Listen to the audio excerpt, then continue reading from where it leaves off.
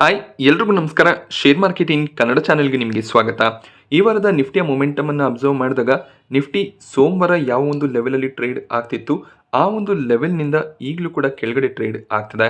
ಗುರುವಾರ ಶುಕ್ರವಾರ ಮಾರ್ಕೆಟ್ನಲ್ಲಿ ಒಳ್ಳೆ ಒಂದು ಪಾಸಿಟಿವ್ ಸೆಂಟಿಮೆಂಟ್ ಇದ್ರೂ ಕೂಡ ಸೋಮವಾರದ ಹೈಯನ್ನು ನಿಫ್ಟಿ ಇನ್ನೂ ಕೂಡ ಕ್ರಾಸ್ ಮಾಡೋದಕ್ಕೆ ಸಾಧ್ಯ ಆಗಿಲ್ಲ.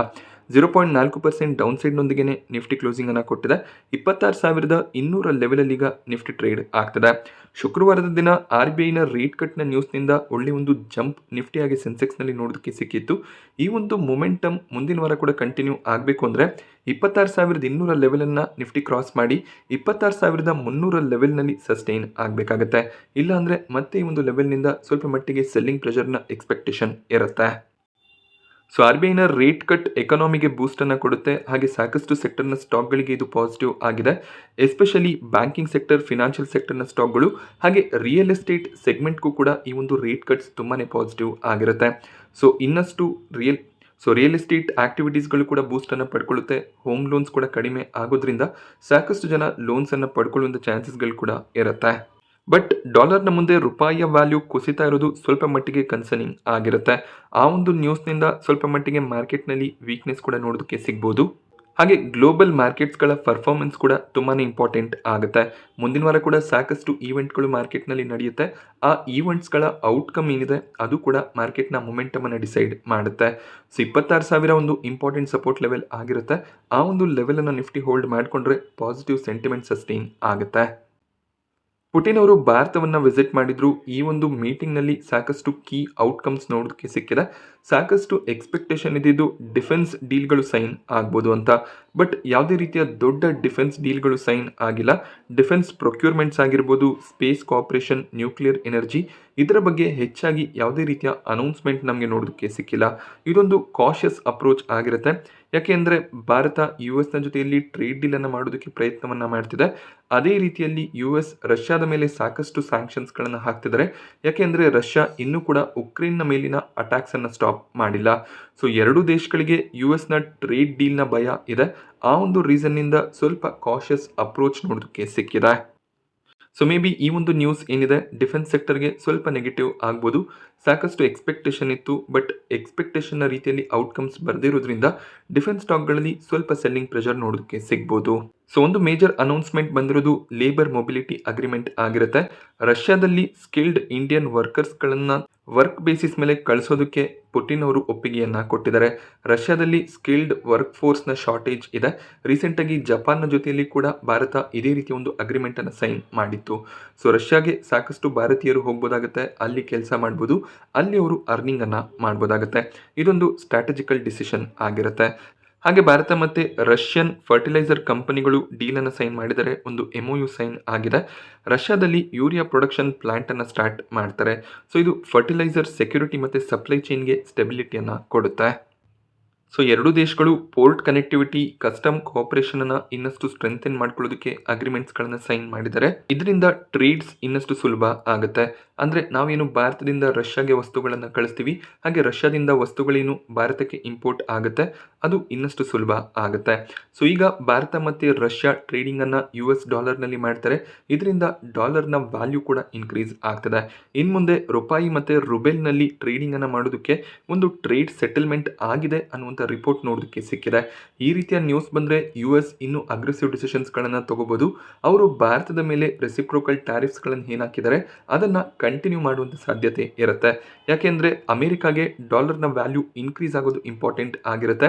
ಚೈನಾ, ಭಾರತ, ರಷ್ಯಾ, ಬ್ರೆಜಿಲ್ ಈ ರೀತಿಯ ಕಂಟ್ರಿಗಳು ತಮ್ಮದೇ ಕರೆನ್ಸಿಗಳಲ್ಲಿ ಟ್ರೇಡಿಂಗನ್ನು ಮಾಡಿದ್ರೆ ಡಾಲರ್ನ ವ್ಯಾಲ್ಯೂ ಫಾಲ್ ಆಗುತ್ತೆ. ಸೊ ಅದು ಅಮೆರಿಕಾಗೆ ನೆಗೆಟಿವ್ ಆಗೋದ್ರಿಂದ US ಸ್ವಲ್ಪ ಅಗ್ರೆಸಿವ್ ಡಿಸಿಷನ್ಸ್ಗಳನ್ನು ತಗೋಬಹುದು. ಸೊ ನೋಡಬೇಕಾಗುತ್ತೆ ಈ ಒಂದು ರಿಪೋರ್ಟ್ ಎಲ್ಲಿವರೆಗೂ ಸತ್ಯ ಆಗುತ್ತೆ ಅಂತ. ಬಟ್ ಭಾರತ ಈ ರೀತಿಯ ಒಂದು ಮೂವನ್ನು ಮಾಡಿದ್ರೆ ಖಂಡಿತವಾಗ್ಲೂ ಡಾಲರ್ನ ವ್ಯಾಲ್ಯೂ ಫಾಲ್ ಆಗುತ್ತೆ. ರುಪಿಗೆ ಅದು ಸ್ಟ್ರೆಂತನ್ನು ಕೊಡುತ್ತೆ.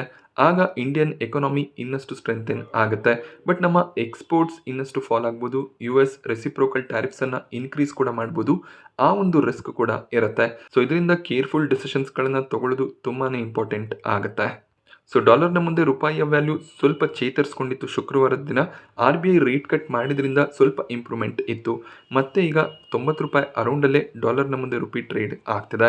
ಸೊ ಮುಂದಿನ ವಾರ ಫೆಡ್ನ ಮೀಟಿಂಗ್ ಇರುತ್ತೆ. ಡಿಸೆಂಬರ್ 9 ಮತ್ತು 10ಕ್ಕೆ ಈ ಒಂದು ಮೀಟಿಂಗ್ ಆಗುತ್ತೆ. ಸೊ ಫೆಡ್ 25 ಬೇಸಿಸ್ ಪಾಯಿಂಟ್ ಅಂದರೆ 0.25% ರೇಟ್ ಕಟ್ ಮಾಡ್ಬೋದು ಅನ್ನೋದು ಒಂದು ಎಕ್ಸ್ಪೆಕ್ಟೇಷನ್ ಇದೆ. ಅಕಸ್ಮಾತ್ ರೇಟ್ ಕಟ್ಸ್ ಬಂದರೆ ಅದು ಡಾಲರ್ನ ವ್ಯಾಲ್ಯೂನ ಇನ್ನಷ್ಟು ಸ್ಟ್ರೆಂಥೆನ್ ಮಾಡುತ್ತೆ. ಅದರಿಂದ ಸಾಕಷ್ಟು ಪ್ರೆಷರ್ ಗ್ಲೋಬಲ್ ಕರೆನ್ಸಿಗಳಲ್ಲಿ ನೋಡೋದಕ್ಕೆ ಸಿಗ್ಬೋದು. ಬಟ್ ಸಾಕಷ್ಟು ಎಕ್ಸ್ಪರ್ಟ್ಗಳು ರೇಟ್ ಕಟ್ ಬರದೇ ಇರ್ಬೋದು ಅಂತ ಕೂಡ ಪ್ರೆಡಿಕ್ಟ್ ಮಾಡ್ತಿದ್ದಾರೆ. ನೋಡಬೇಕಾಗುತ್ತೆ ಫೆಡ್ ಯಾವ ರೀತಿಯ ಡಿಸಿಷನ್ಸನ್ನು ತಗೋತಾರೆ ಅಂತ. ಹಾಗೆ ಭಾರತ ಮತ್ತು US ನ ಟ್ರೇಡ್ ಡೀಲ್ ನೆಗೋಸಿಯೇಷನ್ಸ್ ಇನ್ನೊಂದು ಸ್ಟೆಪ್ ಮುಂದಕ್ಕೆ ಹೋಗಿದೆ. US ನ ಡೆಲಿಗೇಷನ್ ಭಾರತವನ್ನು ವಿಸಿಟ್ ಮಾಡ್ತಾರೆ. ಸೊ ಈ ಒಂದು ವಿಸಿಟ್ನಲ್ಲಿ ಟ್ರೇಡ್ ಡೀಲ್ ಫೈನಲೈಸ್ ಆಗ್ಬೋದು ಅನ್ನುವಂಥ ಒಂದು ಹೋಪ್ ಇದೆ. ಅಕಸ್ಮಾತ್ ಟ್ರೇಡ್ ಡೀಲ್ಸ್ ಫೈನಲೈಸ್ ಆದರೆ ಟ್ಯಾರಿಫ್ಸ್ ಸ್ವಲ್ಪ ಕಡಿಮೆ ಆಗ್ಬೋದು. ಹಾಗೆ ಭಾರತದಿಂದ ವಸ್ತುಗಳೇನು USಗೆ ಹೋಗುತ್ತೆ ಅದರ ಒಂದು ಅಮೌಂಟ್ ಕೂಡ ಇನ್ಕ್ರೀಸ್ ಆಗ್ಬೋದು. ಇದು ಕೂಡ ಇಂಡಿಯಾಗೆ ಸ್ವಲ್ಪ ಪಾಸಿಟಿವ್ ಆಗ್ಬೋದು. ಡಾಲರ್ನ ವ್ಯಾಲ್ಯೂ ಇನ್ಕ್ರೀಸ್ ಆದರೆ ಗೋಲ್ಡ್ ಪ್ರೈಸಸ್ ಕೂಡ ಇನ್ಕ್ರೀಸ್ ಆಗುತ್ತೆ. ಗೋಲ್ಡ್ನ ಪ್ರೈಸ್ ತುಂಬಾ ಗೇನ್ ಆಗಿದೆ. ನಿನ್ನೆ ಕೂಡ ಗೋಲ್ಡ್ನ ಪ್ರೈಸ್ನಲ್ಲಿ ಸಾಕಷ್ಟು ಇನ್ಕ್ರೀಸ್ ನೋಡೋದಕ್ಕೆ ಸಿಕ್ತು. ಸೊ ಗೋಲ್ಡ್ ಮತ್ತು ಸಿಲ್ವರ್ ಪ್ರೈಸ್ ಇನ್ಕ್ರೀಸ್ ಆಗೋದು ನೆಗೆಟಿವ್ ಆಗಿರುತ್ತೆ. But still dollar value strengthen ಆಗ್ತಿದೆ ಅಂದರೆ ಗೋಲ್ಡ್ ಸಿಲ್ವರ್ ಪ್ರೈಸಸ್ ಕೂಡ ಇನ್ಕ್ರೀಸ್ ಆಗ್ತಾ ಹೋಗುತ್ತೆ. ಸೊ ಡಾಲರ್ ಪ್ರೈಸಸ್ ಇನ್ಕ್ರೀಸ್ ಆಗ್ತದೆ ಅಂದರೆ FIIs ಇನ್ವೆಸ್ಟ್ಮೆಂಟ್ ಕೂಡ ಭಾರತದಲ್ಲಿ ಕಡಿಮೆ ಆಗ್ತಾ ಹೋಗುತ್ತೆ. ಯಾಕೆಂದರೆ ಇಂಡಿಯನ್ ಮಾರ್ಕೆಟ್ನಿಂದ ಒಳ್ಳೆ ರಿಟರ್ನ್ಸನ್ನು ಅವರು ತಗೋಬೇಕು ಅಂದರೆ ರೂಪಾಯಿ ಸ್ಟ್ರಾಂಗ್ ಆಗಿ ಇರಬೇಕಾಗತ್ತೆ. ಆಗಷ್ಟೇ FIIs ಇಂಡಿಯನ್ ಮಾರ್ಕೆಟ್ನಲ್ಲಿ ಇನ್ವೆಸ್ಟ್ ಮಾಡ್ತಾರೆ. ಸೊ ಡಿಸೆಂಬರ್ 1ರಿಂದ ಡಿಸೆಂಬರ್ 5ರವರೆಗೂ 5 ಟ್ರೇಡಿಂಗ್ ಸೆಷನ್ಸ್ಗಳಲ್ಲಿ FIIs ಕಡೆಯಿಂದ ನೆಟ್ ಸೆಲ್ಲಿಂಗ್ ನೋಡೋದಕ್ಕೆ ಸಿಕ್ಕಿದೆ. 10,400 ಕೋಟಿ ಅಮೌಂಟ್ನ ಶೇರ್ಸ್ಗಳನ್ನು FIIs ನೆಟ್ ಸೆಲ್ ಮಾಡಿದ್ದಾರೆ. ಬಟ್ DIIs ಕಡೆಯಿಂದ ಒಳ್ಳೆ ಒಂದು ಬೈಯಿಂಗ್ ಕಂಟಿನ್ಯೂ ಆಗ್ತದೆ. 20,000 ಕೋಟಿ ಅಮೌಂಟ್ನ ಶೇರ್ಸ್ಗಳನ್ನು DIIs ಇಂಡಿಯನ್ ಮಾರ್ಕೆಟ್ನಿಂದ ಬೈ ಮಾಡ್ಕೊಂಡಿದ್ದಾರೆ. ಸೊ DIIs ಸ್ಟ್ರಾಂಗ್ ಬೈಯಿಂಗನ್ನು ಮಾಡ್ತಿದ್ದಾರೆ. ಬಟ್ FIIs ಕಡೆಯಿಂದ ಕೂಡ ಅದೇ ರೀತಿಯ ಬೈಯಿಂಗ್ ಬರಬೇಕು ಅಂದರೆ ಡಾಲರ್ನ ವ್ಯಾಲ್ಯೂ ಕುಸಿತ ಹೋಗಬೇಕಾಗುತ್ತೆ. ಹಾಗೆಯೇ ಫೆಡ್ ರೇಟ್ ಕಟ್ಗಳನ್ನು ಮಾಡಬೇಕಾಗುತ್ತೆ. ಹಾಗೆ US ಮತ್ತು ಭಾರತದ ನಡುವೆ ಟ್ರೇಡ್ ಡೀಲ್ ಕೂಡ ಫೈನಲೈಸ್ ಆಗಬೇಕಾಗುತ್ತೆ. ಈ ಎಲ್ಲ ಸಿನಾರಿಯೋಸ್ ಆದರೆ FIIs ಇಂಡಿಯನ್ ಮಾರ್ಕೆಟ್ನಲ್ಲಿ ಬೈಯಿಂಗನ್ನು ಮಾಡ್ತಾರೆ. ಹಾಗೆ ಮುಂದಿನ ವಾರದ ಇನ್ನೊಂದು major influencing factor CPI inflation data ಆಗಿರುತ್ತೆ. ಡಿಸೆಂಬರ್ 12ಕ್ಕೆ ಇನ್ಫ್ಲೇಷನ್ ಡೇಟಾ ಡಿಕ್ಲೇರ್ ಆಗುತ್ತೆ. ಡಿಸೆಂಬರ್ 12 ಶುಕ್ರವಾರ ಮಾರ್ಕೆಟ್ ಅವರ್ಸ್ನ ನಂತರ ಈ ಒಂದು ಡೇಟಾ ರಿಲೀಸ್ ಆಗುತ್ತೆ. ಮೇ ಬಿ ಈ ವಾರಕ್ಕೆ ಈ CPI ಇನ್ಫ್ಲೇಷನ್ ಡೇಟಾದಿಂದ ಯಾವುದೇ ರೀತಿಯ ಎಫೆಕ್ಟ್ ಇರೋದಿಲ್ಲ. CPI ಇನ್ಫ್ಲೇಷನ್ ಫೋರ್ಕಾಸ್ಟ್ಗಳು ನೋಡೋದಕ್ಕೆ ಸಿಗುತ್ತೆ. ಸದ್ಯಕ್ಕೆ ಯಾವುದೇ ರೀತಿಯ ಫೋರ್ಕಾಸ್ಟ್ ಬಂದಿಲ್ಲ. ಅಕ್ಟೋಬರ್ ತಿಂಗಳಲ್ಲಿ 0.25%ನ ಇನ್ಫ್ಲೇಷನ್ ಡಿಕ್ಲೇರ್ ಆಗಿತ್ತು. ಸೊ ಎಕ್ಸ್ಪೆಕ್ಟೇಷನ್ ಅಥವಾ ಫೋರ್ಕಾಸ್ಟ್ ಏನಿದೆ ಅದಕ್ಕಿಂತ ಕಡಿಮೆ ಹಣದುಬ್ಬರ ಡಿಕ್ಲೇರ್ ಆಗ್ತಾ ಹೋಗ್ತದೆ. ಇದು ಖಂಡಿತವಾಗ್ಲೂ ಪಾಸಿಟಿವ್ ಸೈನ್ ಆಗಿರುತ್ತೆ. ಸೊ ಈ ತಿಂಗಳಲ್ಲಿ ಕೂಡ ಅಂದರೆ ನವೆಂಬರ್ನಲ್ಲಿ ಕೂಡ ಫೋರ್ಕಾಸ್ಟ್ ತುಂಬಾ ಕಡಿಮೆ ಬರ್ಬೋದು. ಅದಕ್ಕಿಂತ ಕಡಿಮೆ ಇನ್ಫ್ಲೇಷನ್ ಬಂದರೂ ಕೂಡ ಆಶ್ಚರ್ಯ ಪಡಬೇಕಾಗಿಲ್ಲ. ಬಟ್ ಅಕ್ಟೋಬರ್ ತಿಂಗಳಿಗೆ ಕಂಪೇರ್ ಮಾಡಿದಾಗ ಇನ್ಫ್ಲೇಷನ್ ಸ್ವಲ್ಪ ಇನ್ಕ್ರೀಸ್ ಆಗುವಂಥ ಚಾನ್ಸಸ್ ಇದ್ದೇ ಇರುತ್ತೆ. ಇಂಡಿಗೋ ಸ್ಟಾಕ್ ಪ್ರೈಸ್ನಲ್ಲಿ ಸಾಕಷ್ಟು ವೀಕ್ನೆಸ್ ಕಳೆದ 5 ಟ್ರೇಡಿಂಗ್ ಸೆಷನ್ಸ್ಗಳಲ್ಲಿ ನೋಡೋದಕ್ಕೆ ಸಿಕ್ಕಿದೆ. ಇದರ ಬಗ್ಗೆ ಎಲ್ರಿಗೂ ಕೂಡ ಆಲ್ರೆಡಿ ನ್ಯೂಸ್ ಗೊತ್ತಾಗಿರುತ್ತೆ. ಸೊ ಸಾಕಷ್ಟು ಇಂಡಿಗೋ ಫ್ಲೈಟ್ಸ್ಗಳು ಕ್ಯಾನ್ಸಲ್ ಆಗ್ತಿದೆ. ಅದರಿಂದ ಇಂಡಿಗೋ ಫಿನಾನ್ಷಿಯಲ್ಸ್ನ ಮೇಲೆ ಕೂಡ ಸಾಕಷ್ಟು ಇಂಪ್ಯಾಕ್ಟ್ ಬರುವಂಥ ಚಾನ್ಸಸ್ ಇರುತ್ತೆ. ಹಾಗೆ ರೂಪಾಯಿಯ ವ್ಯಾಲ್ಯೂ ಡಾಲರ್ನ ಮುಂದೆ ಡೆಪ್ರಿಷಿಯೇಟ್ ಆಗ್ತಿರೋದು ಕೂಡ ಇಂಡಿಗೋಗೆ ನೆಗೆಟಿವ್ ಆಗಿರುತ್ತೆ. ಯಾಕೆಂದರೆ ಏವಿಯೇಷನ್ ಫ್ಯೂಲ್ಸ್ಗಳನ್ನು ಪರ್ಚೇಸ್ ಮಾಡಬೇಕು ಅಂದರೆ ಇವರು ಡಾಲರ್ನಲ್ಲಿ ಪರ್ಚೇಸ್ ಮಾಡಬೇಕಾಗುತ್ತೆ. ಆಗ ಹೆಚ್ಚಿನ ಒಂದು ದುಡ್ಡನ್ನು ಅವರು ಪೇ ಮಾಡ್ತಾ ಹೋಗಬೇಕಾಗುತ್ತೆ. ಇದರಿಂದ ಎಕ್ಸ್ಪೆನ್ಸಸ್ ಇನ್ಕ್ರೀಸ್ ಆಗುತ್ತೆ. ಫ್ಲೈಟ್ಸ್ಗಳು ಕ್ಯಾನ್ಸಲ್ ಆಗ್ತಿದೆ ಅಂದರೆ ಪ್ಯಾಸೆಂಜರ್ಸ್ಗಳಿಗೆ ರೀಫಂಡ್ಗಳನ್ನು ಪ್ರೊವೈಡ್ ಮಾಡಬೇಕು. ಇದರಿಂದ ಕೂಡ ಫಿನಾನ್ಷಿಯಲ್ಸ್ನ ಮೇಲೆ ಸಾಕಷ್ಟು ಇಂಪ್ಯಾಕ್ಟ್ ಬರುತ್ತೆ. ಸಾಕಷ್ಟು ಬ್ರೋಕರೇಜ್ಗಳು ಆಲ್ರೆಡಿ ಫಿನಾನ್ಷಿಯಲ್ಸ್ ತುಂಬ ಇಂಪ್ಯಾಕ್ಟ್ ಆಗುತ್ತೆ ಅಂತ ಪ್ರಿಡಿಕ್ಟ್ ಮಾಡ್ತಿದ್ದಾರೆ. ಲಾಸ್ಟ್ ಕ್ವಾರ್ಟರ್ನಲ್ಲಿ ಕೂಡ ಲಾಸ್ ಬಂದಿತ್ತು. ಈ ಒಂದು ಕ್ವಾರ್ಟರ್ನಲ್ಲಿ ಕೂಡ ಲಾಸ್ ಡಿಕ್ಲೇರ್ ಆಗುವಂಥ ಸಾಧ್ಯತೆ ಇದ್ದೇ ಇರುತ್ತೆ.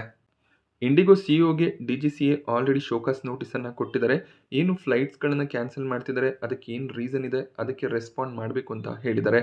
ಸರಿಯಾದ ರೆಸ್ಪಾನ್ಸ್ ಬಂದಿಲ್ಲ ಅಂದರೆ ಇಂಡಿಗೋ ಮೇಲೆ ಇನ್ನಷ್ಟು ಸ್ಟ್ರಿಕ್ಟ್ ಆಕ್ಷನ್ಸ್ಗಳನ್ನು ತಗೊಳ್ಳುವಂಥ ಚಾನ್ಸಸ್ ಇದೆ. ಸಿವಿಲ್ ಏವಿಯೇಷನ್ ಮಿನಿಸ್ಟ್ರಿ DGCAಗೆ ಆದಷ್ಟು ಬೇಗ ರಿಪೋರ್ಟನ್ನು ಸಬ್ಮಿಟ್ ಮಾಡಬೇಕು ಅಂತ ಹೇಳಿದ್ದಾರೆ. ಸೊ ಇಂಡಿಗೋನಲ್ಲಿ ಸಾಕಷ್ಟು ಪ್ರೆಷರ್ ಕ್ರಿಯೇಟ್ ಆಗ್ತದೆ. ಇದು ಸ್ಟಾಕ್ ಪ್ರೈಸ್ನಲ್ಲಿ ಕೂಡ ರಿಫ್ಲೆಕ್ಟ್ ಆಗ್ಬೋದು. ಸೋಮವಾರದ ದಿನ ಕೂಡ ಸಾಕಷ್ಟು ವೀಕ್ನೆಸ್ ಇಂಡಿಗೋ ಸ್ಟಾಕ್ ಪ್ರೈಸ್ನಲ್ಲಿ ಬರುವಂಥ ಚಾನ್ಸಸ್ ಇರುತ್ತೆ. ಬಟ್ ಓವರ್ ನೈಟ್ ಏನಾದರೂ ಪಾಸಿಟಿವ್ ನ್ಯೂಸ್ಗಳು ನೋಡೋದಕ್ಕೆ ಸಿಕ್ಕಿದ್ರೆ ಸ್ಟಾಕ್ ಸ್ವಲ್ಪ ಮಟ್ಟಿಗೆ ಪಾಸಿಟಿವ್ ಆಗಿ ರಿಯಾಕ್ಟ್ ಮಾಡ್ಬೋದು. ಹಾಗೆ ಇಂಡಿಗೋದ ಡಿಸ್ಅಡ್ವಾಂಟೇಜ್ ಏನಿದೆ ಅಂದರೆ ಫ್ಲೈಟ್ಗಳೇನು ಕ್ಯಾನ್ಸಲ್ ಆಗ್ತಿದೆ ಅದಕ್ಕೆ ರೀಸನ್ ಏನಾದರೂ ಇರ್ಬೋದು. ಬಟ್ ಬೇರೆ ಏರ್ಲೈನ್ಸ್ಗಳು ಇದರ ಒಂದು ಲಾಭವನ್ನು ಪಡ್ಕೋತಿದೆ. ಸ್ಪೈಸ್ ಜೆಟ್ ಸ್ಟಾಕ್ ಪ್ರೈಸ್ನಲ್ಲಿ 3% ಅರೌಂಡಲ್ಲಿ ಗೇನ್ ಶುಕ್ರವಾರ ನೋಡೋದಕ್ಕೆ ಸಿಕ್ಕಿತ್ತು. ಏರ್ ಇಂಡಿಯಾ ಕೂಡ ಒಳ್ಳೆಯ ಒಂದು ಲಾಭವನ್ನು ಈ ಒಂದು ಸಿಚುವೇಷನ್ನಿಂದ ಪಡ್ಕೋತಿದೆ. ಸೊ ಅವರು ಫ್ಲೈಟ್ ರೇಟ್ಸ್ಗಳನ್ನು ಇನ್ಕ್ರೀಸ್ ಮಾಡಿದ್ದಾರೆ. ಬಟ್ ಈಗ ಏವಿಯೇಷನ್ ಮಿನಿಸ್ಟ್ರಿ ಎಂಟರ್ ಆಗಿರೋದ್ರಿಂದ ಪ್ರೈಸಸ್ಗಳು ನಾರ್ಮಲೈಸ್ ಆಗಿದೆ. ಬಟ್ ಸ್ಟಿಲ್ ಈ ಒಂದು ಸಿಚುವೇಷನ್ ಏನಿದೆ ಸ್ಪೈಸ್ ಜೆಟ್ಗೆ ಪಾಸಿಟಿವ್ ಆಗಿರುತ್ತೆ. ಹಾಗೆ ಸ್ಪೈಸ್ ಜೆಟ್ನ ಮ್ಯಾನೇಜಿಂಗ್ ಡೈರೆಕ್ಟರ್ 100 ಎಕ್ಸ್ಟ್ರಾ ಫ್ಲೈಟ್ಸ್ಗಳನ್ನು ಆ್ಯಡ್ ಮಾಡಿದ್ದೀವಿ ಅಂತ ಹೇಳಿದರೆ ಮುಂದಿನ 2-3 ದಿನಗಳಲ್ಲಿ ಇಂಡಿಗೋ ಕ್ರೈಸಿಸ್ನಿಂದ ಆಚೆ ಬರೋದಕ್ಕೆ ಈ ಫ್ಲೈಟ್ಸ್ಗಳು ಓಡಾಡುತ್ತೆ ಅಂತ ಹೇಳ್ತಿದ್ದಾರೆ. ಅಂದರೆ ಸ್ಪೈಸ್ ಜೆಟ್ ಒಳ್ಳೆಯ ಒಂದು ರೆವೆನ್ಯೂನ ಈ ಒಂದು ಕ್ವಾರ್ಟರ್ನಲ್ಲಿ ಜನರೇಟ್ ಮಾಡುವಂಥ ಪಾಸಿಬಿಲಿಟಿ ಇರುತ್ತೆ. ಆಲ್ರೆಡಿ ಕಳೆದ 3-4 ದಿನಗಳಿಂದ ಒಳ್ಳೆಯ ಒಂದು ಕಲೆಕ್ಷನನ್ನು ಈ ಕಂಪನೀಸ್ ಮಾಡಿರ್ತಾರೆ. ಸೊ ಮುಂದಿನ ವಾರ ಲೆನ್ಸ್ ಕಾರ್ಟ್ ಕೂಡ ಫೋಕಸ್ನಲ್ಲಿರುವಂಥ ಚಾನ್ಸಸ್ ಇದೆ. ಲೆನ್ಸ್ ಕಾರ್ಟ್ ಮಾರ್ಕೆಟ್ನಲ್ಲಿ ಲಿಸ್ಟ್ ಆಗಿ 1 ತಿಂಗಳು ಕಂಪ್ಲೀಟ್ ಆಗುತ್ತೆ. So share holder lock in period end ಆಗುತ್ತೆ. ಸೊ ಯಾರೆಲ್ಲ QIBs ಇನ್ವೆಸ್ಟ್ಮೆಂಟನ್ನು ಮಾಡಿದ್ರು ಅವರು ತಮ್ಮ 50% ಶೇರ್ಸ್ಗಳನ್ನು ಸೆಲ್ ಮಾಡ್ಬೋದು. ಬಟ್ ಎಲ್ಲರೂ ಕೂಡ ಶೇರ್ಸ್ಗಳನ್ನು ಸೆಲ್ ಮಾಡೋದಿಲ್ಲ. ಬಟ್ ಸ್ವಲ್ಪ ಮಟ್ಟಿಗೆ ಸೆಲ್ಲಿಂಗ್ ಪ್ರೆಷರ್ ಬರ್ಬೋದು. ಕೊಚಿನ್ ಶಿಪ್ಯಾರ್ಡ್ ಕೂಡ ಫೋಕಸ್ನಲ್ಲಿರುವಂಥ ಚಾನ್ಸಸ್ ಇದೆ. ಡೆನ್ಮಾರ್ಕ್ ಬೇಸ್ಡ್ ಕಂಪನಿ ಜೊತೆಯಲ್ಲಿ ಒಂದು ಸಿಗ್ನಿಫಿಕೆಂಟ್ ಶಿಪ್ ಬಿಲ್ಡಿಂಗ್ ಕಾಂಟ್ರಾಕ್ಟನ್ನು ಕಂಪನಿ ಸೈನ್ ಮಾಡಿದ್ದಾರೆ. ಸೊ ಈ ಒಂದು ನ್ಯೂಸ್ ಕೊಚಿನ್ ಶಿಪ್ಯಾರ್ಡ್ಗೆ ಪಾಸಿಟಿವ್ ಆಗ್ಬೋದು. ಸೊ ಬಯೋಕಾನ್ ಕೂಡ ಫೋಕಸ್ನಲ್ಲಿರುವಂಥ ಚಾನ್ಸಸ್ ಇದೆ. ಇವ್ರಿಗೆ ಒಂದು ಡ್ರಗ್ಗನ್ನು ಲಾಂಚ್ ಮಾಡೋದಕ್ಕೆ USFDA ಕಡೆಯಿಂದ ಅಪ್ರೂವಲ್ ಸಿಕ್ಕಿದೆ. ಸೊ ಈ ರೀತಿಯ ಡ್ರಗ್ ಲಾಂಚ್ ನ್ಯೂಸ್ಗಳು ಕಂಪನಿಗೆ ಪಾಸಿಟಿವ್ ಆಗಿರುತ್ತೆ. ಆದ್ದರಿಂದ ಬಯೋಕಾನ್ ಸ್ವಲ್ಪ ಮಟ್ಟಿಗೆ ಪಾಸಿಟಿವ್ ಆಗಿ ಟ್ರೇಡ್ ಆಗ್ಬೋದು. ಅಶೋಕ ಬಿಲ್ಡ್ಕಾನ್ ಮುಂಬೈ ಮುನಿಸಿಪಲ್ ಕಾರ್ಪೊರೇಷನ್ನ ಕಡೆಯಿಂದ ಇನ್ನೊಂದು ಆರ್ಡರ್ನ ಪಡ್ಕೊಂಡಿದೆ. 447 ಕೋಟಿಯ ಫ್ಲೈಓವರ್ ಪ್ರಾಜೆಕ್ಟ್ ಕಂಪನಿಗೆ ಸಿಕ್ಕಿದೆ. ಈ ಒಂದು ನ್ಯೂಸ್ನಿಂದ ಅಶೋಕ ಬಿಲ್ಡ್ಕಾನ್ ಕೂಡ ನ್ಯೂಸ್ನಲ್ಲಿ ಇರುತ್ತೆ. IPO ವಿಚಾರಕ್ಕೆ ಬಂದಾಗ ಮೀಶೋನಲ್ಲಿ ಗ್ರೇ ಮಾರ್ಕೆಟ್ ಪ್ರೀಮಿಯಂ ಸಾಕಷ್ಟು ಫಾಲ್ ಆಗಿದೆ. 47 ರೂಪಾಯಿ ರೌಂಡಲ್ಲಿ ಪ್ರೀಮಿಯಂ ಇತ್ತು. ಬಟ್ ಈಗ 41 ರೂಪಾಯಿಯ ಪ್ರೀಮಿಯಂ ಕಾಣಿಸ್ತಿದ್ದು ಸ್ಟಿಲ್ 37% ಲಿಸ್ಟಿಂಗ್ ಗೇನ್ನ ಎಕ್ಸ್ಪೆಕ್ಟೇಷನ್ ಇರುತ್ತೆ. ಸೋಮವಾರ ನೀವು ಅಲಾಟ್ಮೆಂಟ್ ಸ್ಟೇಟಸನ್ನು ಎಕ್ಸ್ಪೆಕ್ಟ್ ಮಾಡ್ಬೋದು. ಏಕ್ವಸ್ನಲ್ಲಿ ಕೂಡ ಗ್ರೇ ಮಾರ್ಕೆಟ್ ಪ್ರೀಮಿಯಂ ಫಾಲ್ ಆಗಿದ್ದು 30% ಲಿಸ್ಟಿಂಗ್ ಗೇನ್ನ ಎಸ್ಟಿಮೇಷನ್ ಇರುತ್ತೆ. ಏಕ್ವಸ್ನ ಅಲಾಟ್ಮೆಂಟ್ ಸ್ಟೇಟಸ್ ಕೂಡ ಸೋಮವಾರ ನಿಮಗೆ ನೋಡೋಕ್ಕೆ ಸಿಗುತ್ತೆ. ವಿದ್ಯಾವೈರ್ಸ್ನಲ್ಲಿ ಗ್ರೇ ಮಾರ್ಕೆಟ್ ಪ್ರೀಮಿಯಂ 4 ರೂಪಾಯಿ ಕಾಣಿಸ್ತಿದ್ದು 7-8% ಲಿಸ್ಟಿಂಗ್ ಗೇನ್ನ ಎಕ್ಸ್ಪೆಕ್ಟೇಷನ್ ಇರುತ್ತೆ. ಈ ಒಂದು IPO ಅಲಾಟ್ಮೆಂಟನ್ನು ಕೂಡ ಸೋಮವಾರ ನೀವು ಎಕ್ಸ್ಪೆಕ್ಟ್ ಮಾಡ್ಬೋದು. ನಾನಿವತ್ತು ನಿಮಗೆ ಮಾರ್ಕೆಟ್ನ ಬಗ್ಗೆ ಕೊಟ್ಟಂಥ ಇನ್ಫಾರ್ಮೇಷನ್ ಇಷ್ಟ ಆದರೆ ವಿಡಿಯೋನ ಲೈಕ್ ಮಾಡಿ. ಹಾಗೆ ಇದೇ ರೀತಿಯ ಮಾರ್ಕೆಟ್ ಅಪ್ಡೇಟ್ಸ್ಗಳಿಗೆ ಚಾನಲ್ನ ಸಬ್ಸ್ಕ್ರೈಬ್ ಮಾಡ್ಕೊಳ್ಳಿ. Thank you friends.